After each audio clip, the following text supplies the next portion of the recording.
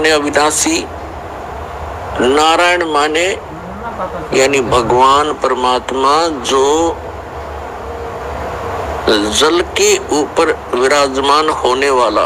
नार माने जल, आयन माने उस पर आकर के विराजमान होने वाला, उसको नारायण कहते हैं। उस सत्य माने अविनाशी, नारायण माने परमात्मा, वो भगवान जो जल के ऊपर आकर विराजमान होता है, वहां निवास करता है।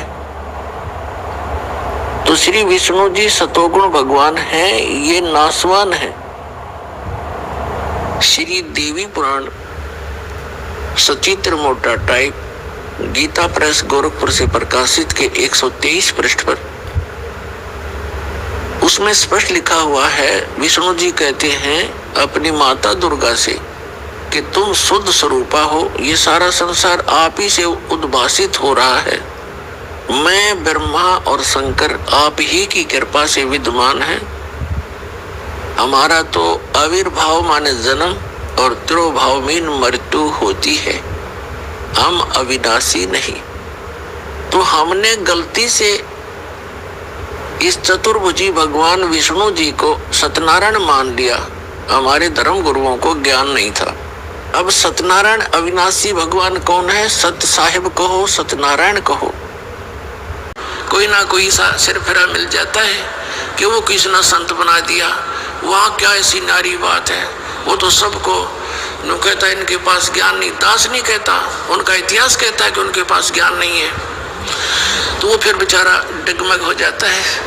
नानक साहिब जी से किसी ने प्रश्न किया कि हे प्रभु, हे महात्मा जी, आप हमेशा यहाँ खोए खोए से रहते हो, चेहरे पर आपका कोई खुशी नजर नहीं आती। तब उन्होंने कहा था कि ना जाने काल की कर डारे और किस विध ढड़ जा पासावे, जिनाते सरते मौत खुड़क दी उनानो केड़ा हासावे। कि यहाँ पर हंसे किस बात पर? एक मिनट में ना जाने के बिजली गिर जा। जैसे एक खुशी मना रहे थे, विवाह था एक लड़के का, डीजे बजा रहे थे, नाचे बहन भी भाई भी सारे रिश्तेदार, शराब पीवा घूटी लावे। अगले दिन बारात जानी थी, उस शहर से 10-15 किलोमीटर गए थे, वो दुल्ले वाली कार एक ट्रक से टकराएगी और 7-8 व्यक्ति थे, उसमें सारे मर गए, दुल्ला भी मर गया। अब बजा लो डीजे। अगले दिन देखा समाचार पत्रों में, माँ भी रोए, बहन भी रोए, टक्कर मारे एक दूसरे के साथ। तो यहाँ किस चीज पर खुशी मनाते हैं? बिना ज्ञान के नशे में नाच रहे हैं हम।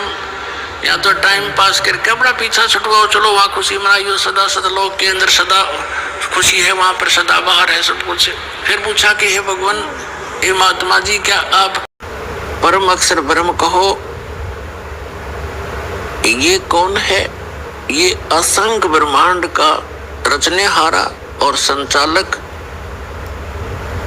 इन सब का जनक है। वो कौन है? उसका शुभ नाम क्या है? उनका शुभ नाम है बंदी छोड़ कबीर साहेब, कबीर परमेश्वर, सत कबीर यानी सत साहेब।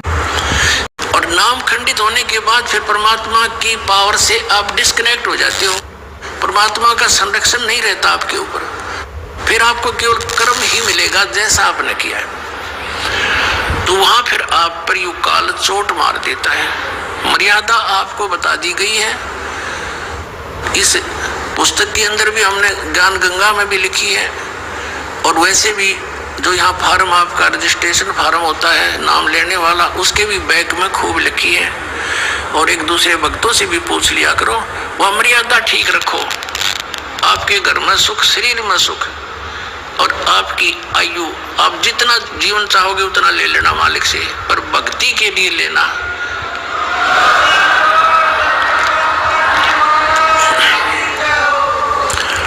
केवल भक्ति के लिए मांगोगे तो मिलेगा, यहाँ की बकवादों के लिए मांगोगे तो नहीं मिला। यानी भक्ति मीन कि कल्याण हो मालिक मेरा इसी जीवन में, भक्ति करूं और मोक्ष प्राप्त करूं, मेरी भक्ति अधूरी ना रह जा, इसलिए जीवन यातना आप कर सकते हो तो मिलेगी आपको। अब प्रसंग चल रहा है कि जैसे आदरणीय नानक साहिब जी को परमात्मा बेई नदी पर बाबा जिंदा के रूप में मिले थे। वो कबीर साहब थे, काशी वाले धानक थे, जुलाहे थे। अब सन 1398 से लेकर सन 1518 तक वो परमात्मा सतपुरुष, जिसे अकाल मूर्त भी कहते हैं, शब्द स्वरूपी राम भी उसी को कहते हैं, परम अक्षर ब्रह्म भी उसी की उपाधि है, वो काशी के अंदर एक जनसाधारण जुलाहे का कार्य करते रहे और एक दिन में हजारों जगह प्रकट होकर के अपना ज्ञान प्रचार भी करते रहे, जिस कारण से उस परमेश्वर के 64 लाख शिष्य हुए थे, हिंदू और मुसलमान दोनों धर्मों के। पुण्यात्माओं, आज से 550 वर्ष पहले, 600 वर्ष पहले ना कोई लाउड स्पीकर था, ना कोई मीडिया था, ना कोई चैनल टीवी था, और एक जुलाहा और काशी में गृहस्थी दिखाई दे, गृहस्थी नहीं थे दाता, उनके 2 बच्चे थे जो उन्होंने किसी कंडीशन पे, किसी उद्देश्य से और उनको जीवित किया था, जो मर चुके थे। घर वालों ने अंतिम संस्कार उनका कर दिया था। फिर वो बच्चे 12-13 साल की आयु का शरीर था, वो फिर मालिक ने अपने पास अपने बच्चों की तरह रखे थे। उनके कोई माता पिता नहीं थे, लेकिन नीरू नीमा उनको जंगल से उठाकर लेकर आई थी, तालाब से, इसलिए वो संसार की रीति से उनको माता पिता कहा करते थे। तो ऐसी लीला एक सिंपल मैन और उसके 64 लाख से इतनी सुख दिए मालिक ने उन बच्चों को, क्योंकि वो हमारे पिता हैं। हम यहाँ दुखी हैं, ना तो ये ब्रह्म हमारे कर्म को चेंज कर सकता, क्योंकि पाप कर्म के कारण हम दुखी हैं, और पुण्य से हमें सुख प्राप्त है। तो पुण्य तो है तो कोई दिक्कत नहीं, नो प्रॉब्लम, सुख है तो रहो, लेकिन दुख में दुखी हो जाते हैं हम। लेकिन उसको ना तो ब्रह्मा जी ठीक कर सकते, ना विष्णु जी, ना शिव जी, क्योंकि ये प्रारब्ध में कोई परिवर्तन नहीं कर सकते। ना सरपुरुष ये ब्रह्म कर सकता, ना अक्षर पुरुष ये परब्रह्म कर सकता, केवल परम अक्षर ब्रह्म यानी पूर्ण परमात्मा सतपुरुष कबीर देव जी ही कर सकते हैं। हमारे पापों को नाश करके सुखी कर सकते हैं, और पाप जब तक नहीं कटेंगे सुख नहीं हो सकता। अब जैसे किसी के पैर में कांटा लग गया है और वो अपने छोटे बड़े भाई बहन से कहता है मुझे पीड़ा हो रही है, अब वो ये तो बता सकते हैं कि तुझे कांटा लग गया जिस कारण से पीड़ा है, उनके पास वो निकालने का कोई वस्तु है नहीं, तो वो निकाल नहीं सकते। तो वो कांटा निकले फिर पिन से, सुई से। तो ऐसे ही जैसे अभी तक जिन की बेटी है हरि सिंह की, तो वो कहाँ उसकी सुरती जाएगी अपने पिता पे, और फिर कहेगा, पूछेगा आप किसकी पत्नी हो? हरि सिंह की। वो हरि सिंह कौन और वो हरि सिंह कौन? नाम एक है, लेकिन वो व्यक्ति 2 हैं, और उनके गुण और उनके नाते में भी अंतर है। इसी प्रकार जो मंत्र आपको दिए जाते हैं, दास जो मंत्र दे उसने ब्लाइंड फेथ करके देखो, ये प्रमाणित है। सब महापुरुषों ने जिनको मोक्ष प्राप्त हुआ उन्होंने भी यही जाप किया, ये आपके रूबरू कई बार कर लिया, रह कर और भी करते रहेंगे आपको दृढ़ विश्वास कराने के लिए। तो इससे क्या हो गया कि उस सच्चिदानंद घन ब्रह्म परम अक्षर ब्रह्म के पाने का ओम तत्सत, ये 3 मंत्र के जाप का निर्देश है, नथिंग एल्स। निर्देश का अर्थ है डायरेक्शन, अग्रम मग्रम नहीं, विकल्प नहीं, इसका फिर कोई और मंत्र नहीं है। कबीर परमेश्वर जी की असीम रजा से पुण्यात्माओं आप ये सत्यनारायण कथा सुनने के लिए उपस्थित हुए। अभी तक हमने जिन भी भगवानों को सत्यनारायण मान करके साधनाएं की, वो हमारी अबोधता थी, हमें ज्ञान ठीक से नहीं मिला था।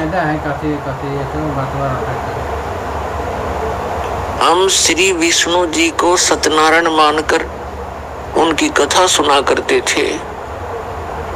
सत्यनारायण का अर्थ है सत्य। महापुरुषों से आप मिले, इरादा स्वामी पंथ वाले, धन सतगुरु वाले, जितने भी आज तक पंथ वाले हैं, उन महापुरुषों को छोड़कर जो भगवान से मिले, उनकी वाणी को छोड़कर सभी ने यही कहा कि भी कर्म तो भोगना ही पड़ेगा, इसमें कोई परिवर्तन नहीं हो सकता। भक्ति करते रहो, आगे सुखी हो जाओगे। अरे भले पुरुषों, किसी के पैर में कांटा लगा हो